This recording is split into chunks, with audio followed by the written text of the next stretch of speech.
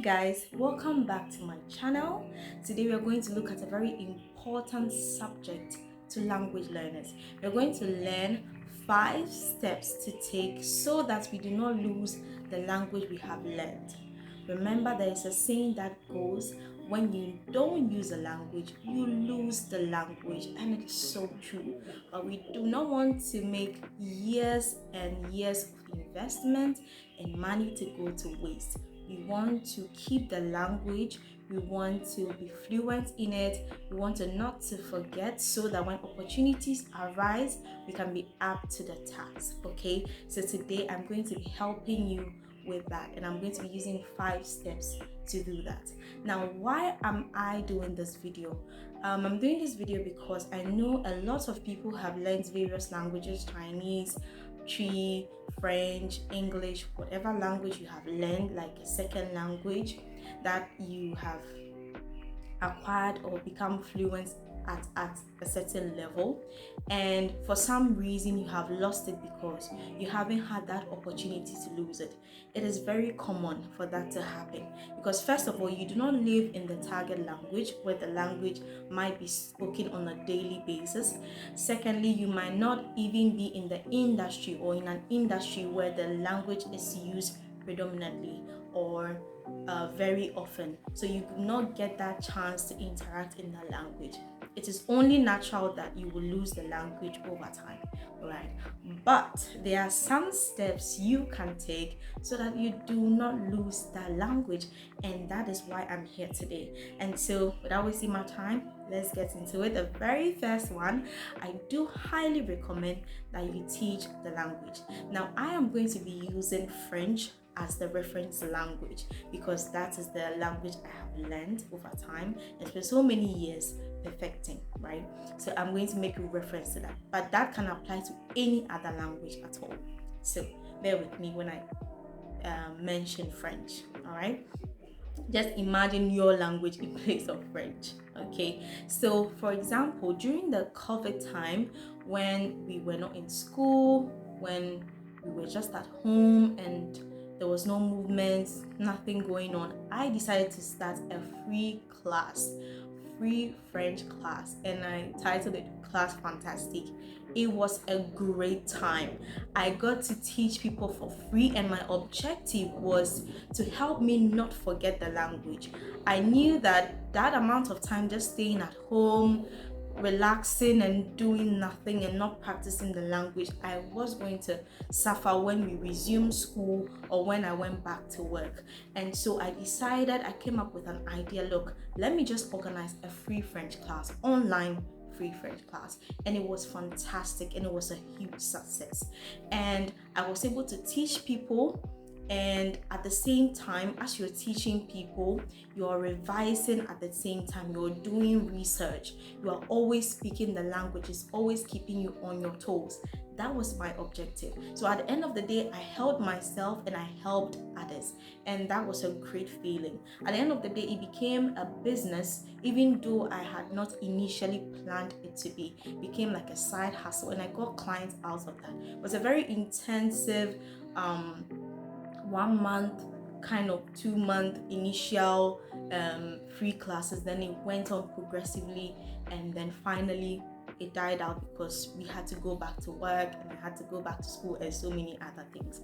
And so, yes, do find a way and teach someone. It could be your niece, it could be your nephew, it could be children in your area. You can discuss with their parents. You just want to teach them French, basics in French. Trust me, that will really help you to keep your French intact. That will help you to sharpen your French skills, because as you are not using it, it's just getting rusty and rusty.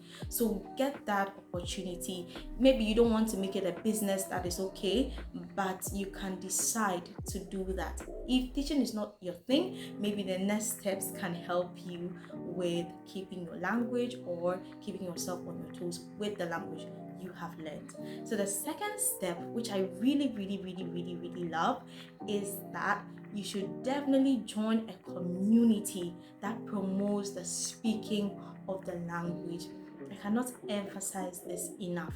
Being in a community or in a group that share a passion for a language is so fundamental to help. Usually these communities have activities they are always doing. They're having forums, they're having discussions, they're having debates, they're having talks that keep you practicing the language. And guys, practice is key. Practice is key. Practice is what keeps you going with the language so that you don't lose it. So try and find a community of Chinese speakers. Maybe if it's Chinese you were learning or you learned, or German or Tree or Fanti or Ga Hausa, any language that you learned over a period of time and now you feel like, oh, you've forgotten all about it.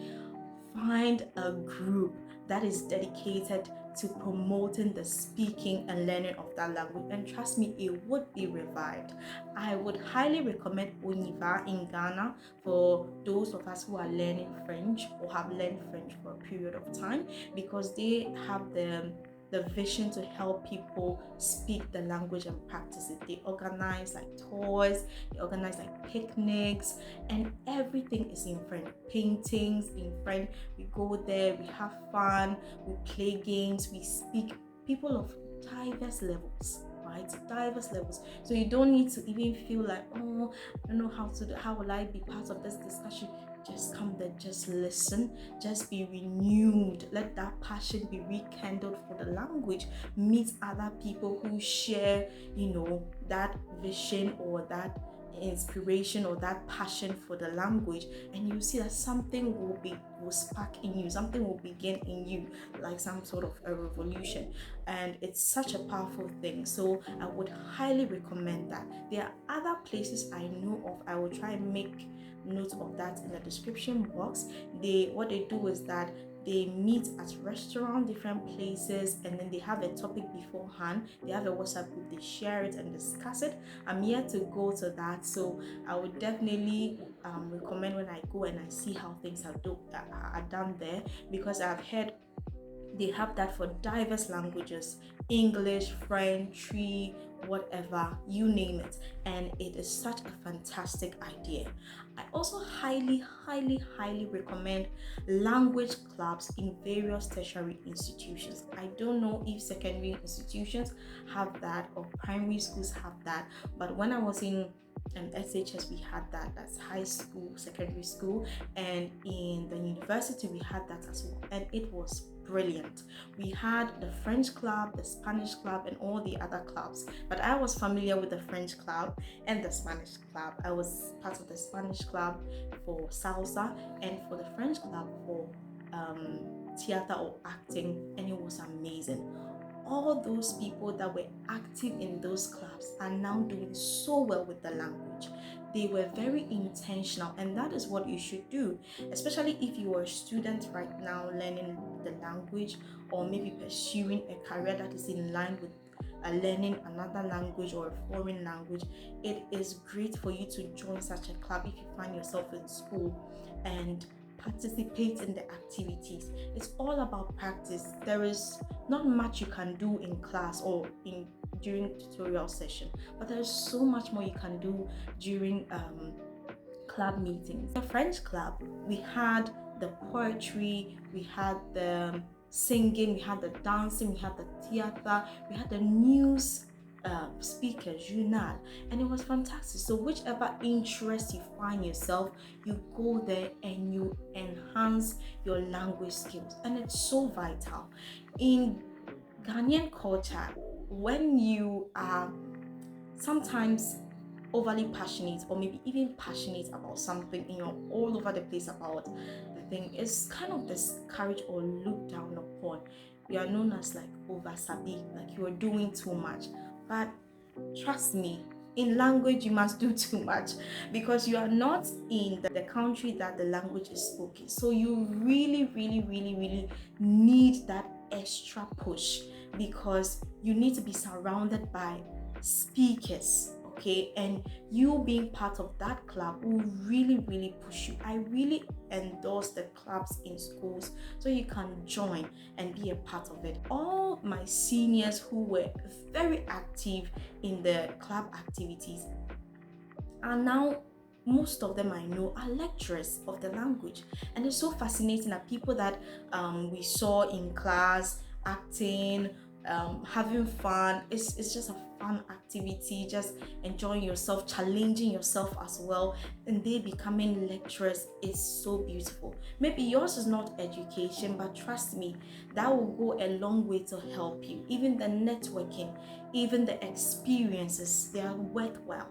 So I do encourage everyone who is in a tertiary institution to really take advantage of the club activities and put yourself in it. Be everywhere, and don't mind what people say. Whatever people say, people can talk. You know what you want, so definitely go for what you want. Okay, all right. So that is about communities. If you do a little bit of research, you will definitely find some of these communities. They might even be online, they might not be like a physical community, but online communities, and those are also very helpful.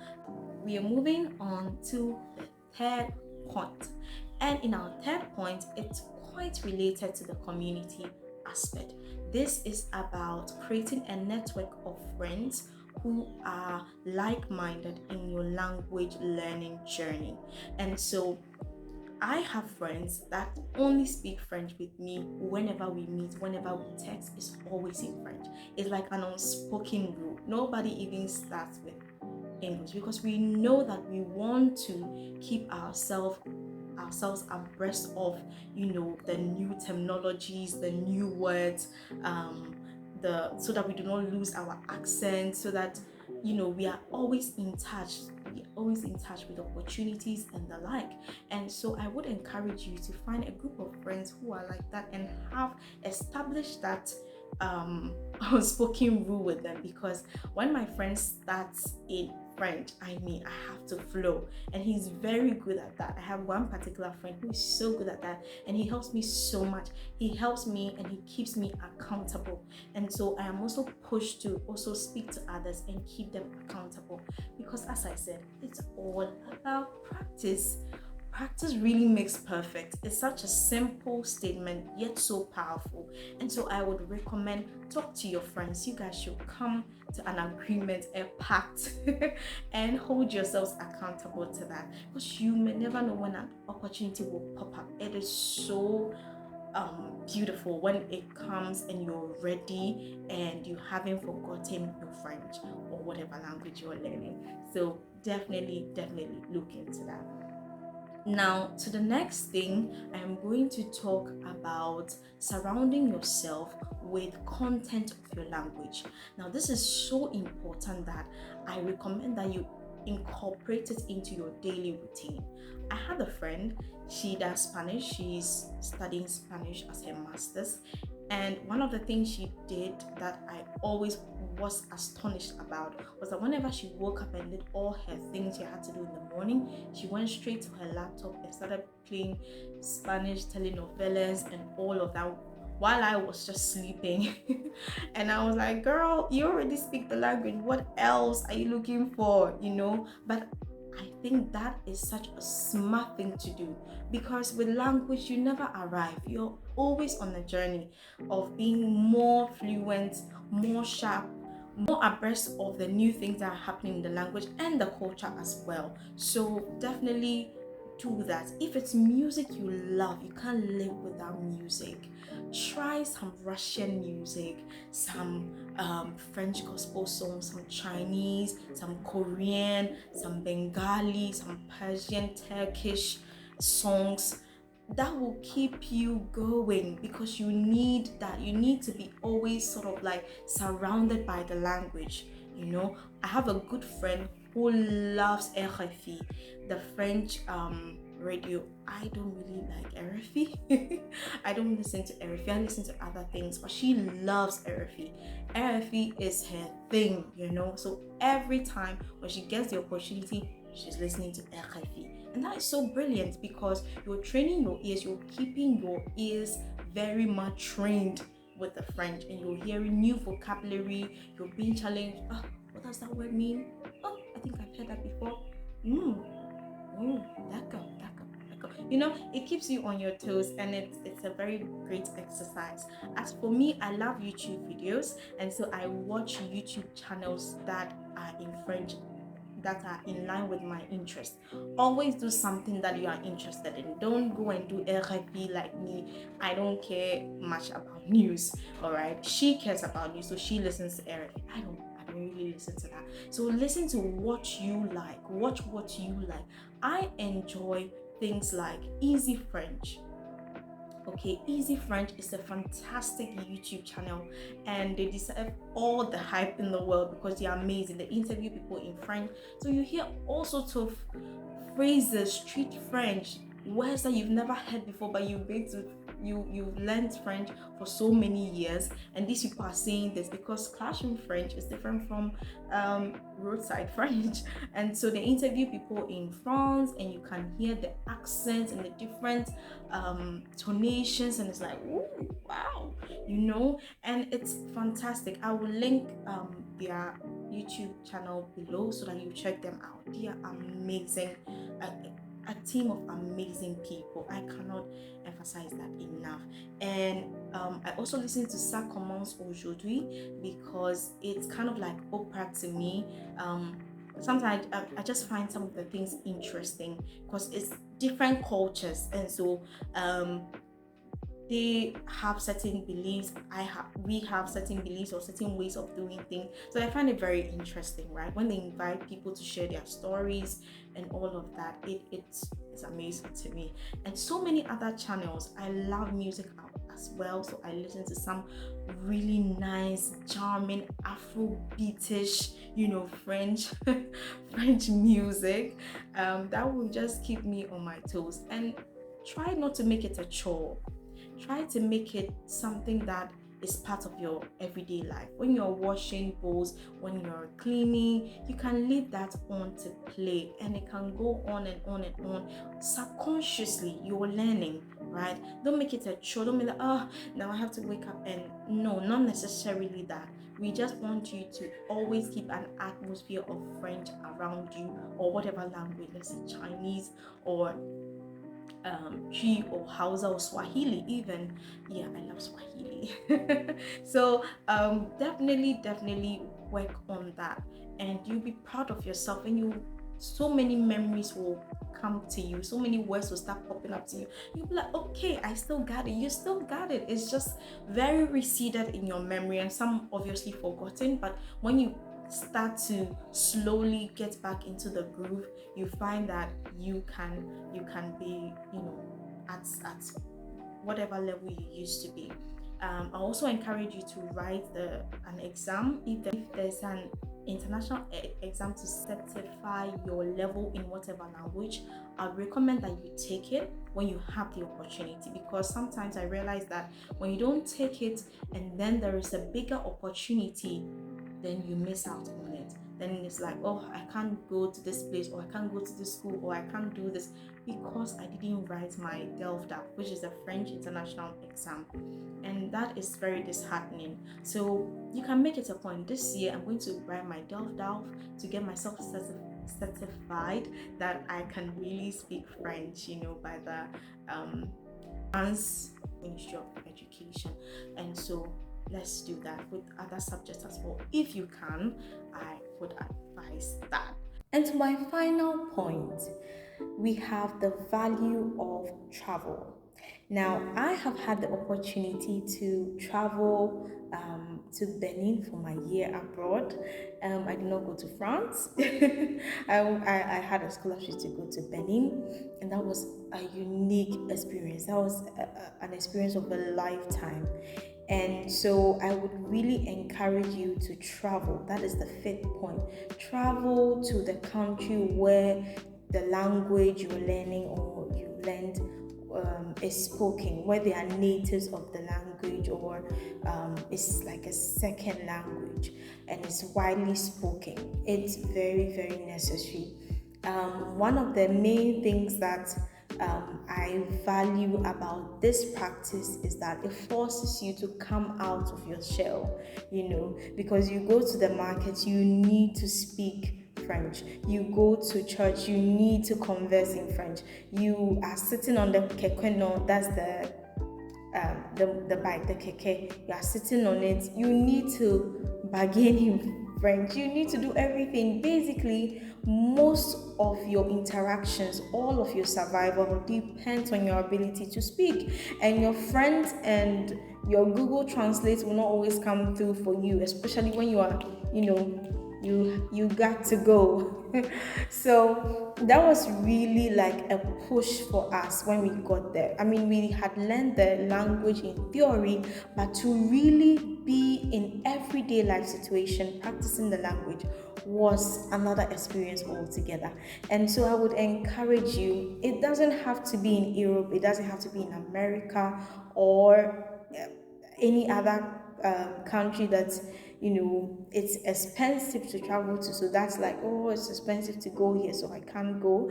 There are other countries, they might not be too popular or the first choice, but there are also very good countries that you can immerse yourself in the language. You can have the opportunity to interact with the people, learn about their culture, have experiences, eat their food, enjoy yourself while learning the language. It is just a beautiful experience altogether, and I wish that for everyone.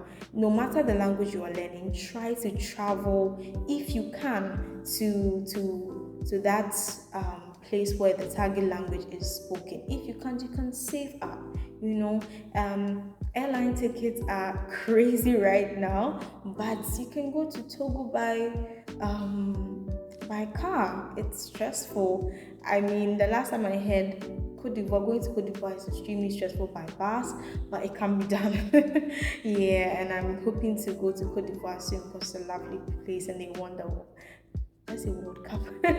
They won AFCON, so I mean, why not? They're lovely people too. So that is my last point. Definitely look into traveling to such a country. If you're looking at vacationing somewhere, why not put into consideration the languages you speak, okay, or the languages you learn. Maybe you learned Russian when you were a child and you were thinking, oh, maybe I can go somewhere. I can go to Russia and go and freshen up. I can maybe decide to tour Europe, go to different places where Russia is spoken, or visit Poland if you're learning Polish, or Romania, anywhere. But you just need to have that factor into consideration, like consider how it's going to benefit you language wise. My experience